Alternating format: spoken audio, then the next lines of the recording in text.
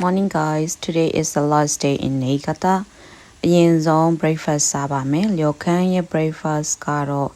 buffet ပါ။ဒီနေ့ကိုထမင်းမစားတော့ဘူးနေနေတာဆာရှိမိတွေမြင်လို့ထမင်းတွေယူလာခဲ့ပါတယ်။ဒါလေးကတော့အသီးဖြော်ရည်ပါ။ဒါလေးကတော့ပကြီးကားလေးလာလို့ရိုက်လာခဲ့တာပါ။မနေ့တုန်းကလျော်ခမ်းထောပြတယ်ဆိုပေမဲ့အတွင်းထဲကိုပဲပြလိုက်ရတယ်ပေါ့နော်။အဲ့တော့အပြင်ဘက်ကညတော့လည်းမကြည့်လိုက်ရဘူးဆိုတော့ကျတော့ breakfast စားပြီးတော့အပြင်ဘက်ကိုနည်းနည်းပါးပါးပတ်ကြည့်ကြပါတယ်။ slipper နဲ့အပြင်ဘက်ကိုထွက်လို့ရလားမရလားမသိဘဲနဲ့ထွက်လာခဲ့လိုက်တာပါ知らん？ミンさんは困るな。タバコも吸わんし、お酒も飲まんし。စိတ်လက်ရောအရက်ရောမတောက်တဲ့လူမကောင်းမှုဆိုပြီးတော့တွားပြောနေပါသေးတယ် sorry ပါကျမရဲ့ဂျပန်စာလုံးဝဥက္ခရမပန်ဖြစ်နေပါတယ်တတရှိနေအောင်ကတနာခုတဲ့မိချဥက္ခရမပန်တတ်တာဒါကတော့ဘော်ရက်ကနေပြီးတော့ရိုက်ထားတာပါခုကတော့လျော်ခမ်းကနေထွက်လာပါပြီအစာဦးကနေပြီးတော့ဒီလျော်ခမ်းဝင်းထဲကနေထွက်တဲ့ဒီတလျှောက်လုံးဝန်ထမ်းတွေကထွက်ပြီးတော့နှုတ်ဆက်ကြပါတယ်ဂျပန်ရဲ့ service ကတော့မြင်တဲ့အတိုင်းပါပဲရှင်အဲ့ဒါပြီးတော့ကျွန်တော်တို့ဒီ sample လုပ်တဲ့စက်ရုံကိုသွားမယ်ပေါ့နော် sample ဆိုတာဘယ်လိုပြောမလဲဆိုတော့မြန်မာလိုဆိုလို့ရှိရင်ထမက်ကြောက်လို့ပြောရမလားမသိဘူးပေါ့နော်အဲ့ဒီမှာသွားပြီးတော့သူတို့လုပ်ပုံလုံးလေးလည်းကြည့်လို့ရမယ်ကိုယ်တိုင်လည်းกินစားလို့ရမယ်ပေါ့နော်ပူချက်ကတော့အရေးပြောကြမလို့ပါပဲရှင်သူတို့ကတော့ planning schedule တွေကို pamphlet လေးနဲ့ဝေတယ်ပေါ့နော်ကျွန်တော်ကတော့တစ်ခုမှမကြည့်ထားတော့ကြတော့ဘယ်ပြီးရင်ဘယ်သွားရမလဲဘာသွားရမလဲဆိုတော့မသိပါဘူးအားလုံးက surprise လို့ပါပဲပြီးရတယောက်ဆောင်ရမ်းလက်ဆော့တာပဲအရင်သားကြီးတယ်အဲ့ဒီကဝန်ထမ်းกินပြီးပြောပြနေတာပေါ့နော်တောက်လျှောက်ဇက်တိုက်အဲ့လိုဟိုဘက်ဒီဘက်လှမ်းပေးနေရမှာပါတဲ့ပြီးရတယောက်လက်ဆော့တာအစုခံလိုက်ရပါပြီရှင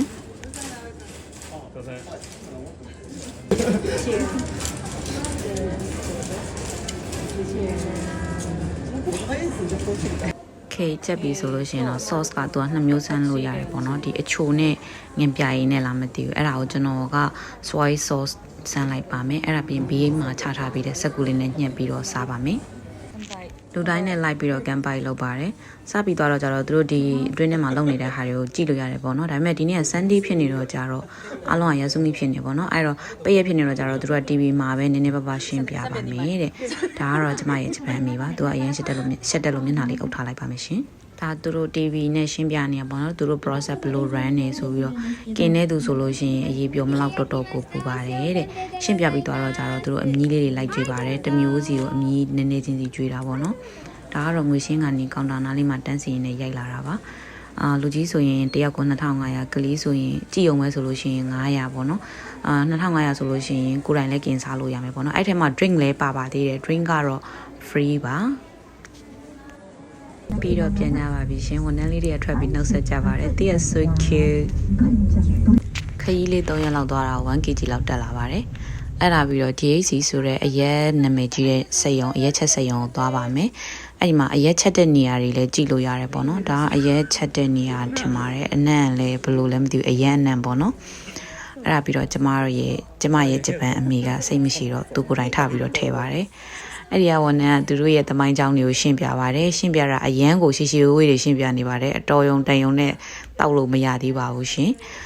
by the way အဲ့ဒီကအမီးလေးဆောက်လို့ကောင်းခဲ့ပါတယ်ရှင်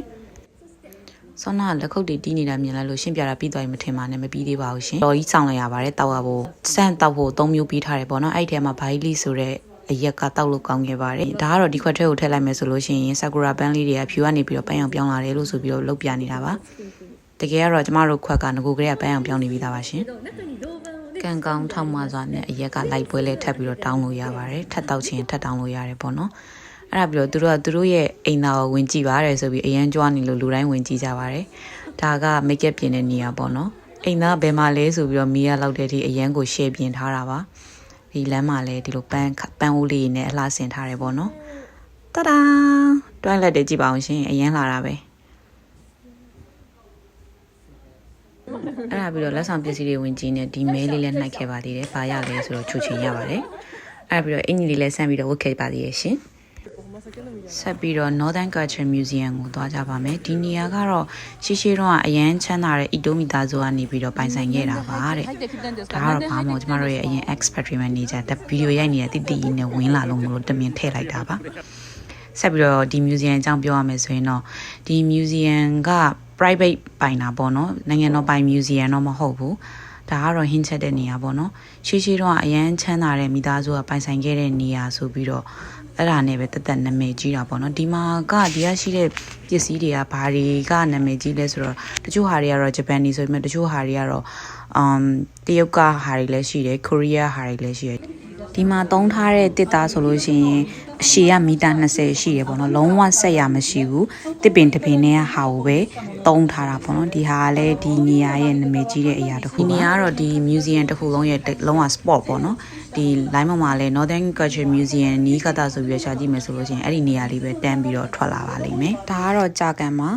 အခုသွားတဲ့ရာသီကဘာမှမပွင့်တဲ့ချိန်မို့လို့ပေါ့နော်ဒါကတော့ရှိတော့မိုးကအင်ကြီးပါတဲ့နေရာကဒီခီးစဉ်ရဲ့နောက်ဆုံးလေပက်စရာနေရာပေါ့နော်နီးကတာမှာတိတ်ပြီးတော့လဲစရာပက်စရာမရှိဘူးလို့ဆိုပြီးတော့မလိုက်လာခဲ့တဲ့သူတွေများပါတယ်ဒီတစ်ခေါက်ခီးစဉ်မှာနော်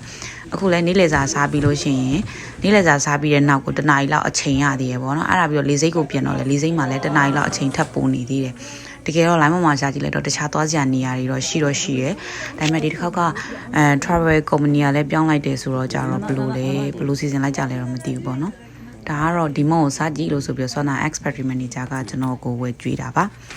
အဲ့ဒါပြီးတော့ဒါကတော့ဒီခီးကိုဒီကိုလာခဲ့တယ်ဆိုတော့ stamp လေးထူတာပေါ့နော်ကျွန်တော်ခီးတွေသွားလို့ရှိရင်တက် stamp လေးထူလို့ရတယ်ပေါ့နော်ခီးတွေသွားလို့ရှိရင်စာအုပ်တော့လေးတက်စုပြီးတော့ကျွန်တော်ဘယ်နေရာတွေသွားခဲ့တယ်ဆိုတာလေးမှတ်တမ်းအနေနဲ့လုပ်ထားဖို့ကျွန်တော်စာအုပ်မလုပ်ဖြစ်သေးဘူးပေါ့နော်ဒါပေမဲ့ဒီမှာစာရွက်လည်းအလွယ်တကူရှိနေရတဲ့ခီးတစ်စိတ်တုံးလေးထူလာခဲ့လိုက်ပါတယ်အေးစစ်ပြန်မဲ့လောက်ခါမှာအထွက်ကြမှာမြန်မာဆိုင်လေးတွေ့ခဲ့ပါသေးတယ်ဆိုင်ကတော့စားတောက်ဆိုင်တော့မဟုတ်ပါဘူးရွန်းနယ်ဆိုင်မှာ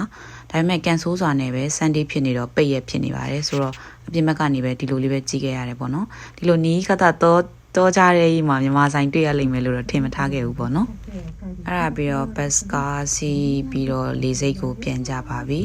လေရင်လည်းနိုင်ဝက်လောက်နောက်ကြပါသေးတယ်မနေ့ကရုံးတန်းပြီးတက်မှာမို့လို့စောပြင်ပြီးစောနားကျင်ပါတယ်ဆိုကမှအိုဆာကာကိုရောက်တော့လေရှင်းခန်းဆန်15မိနစ်လောက်နောက်ကြပါသေးတယ် Okay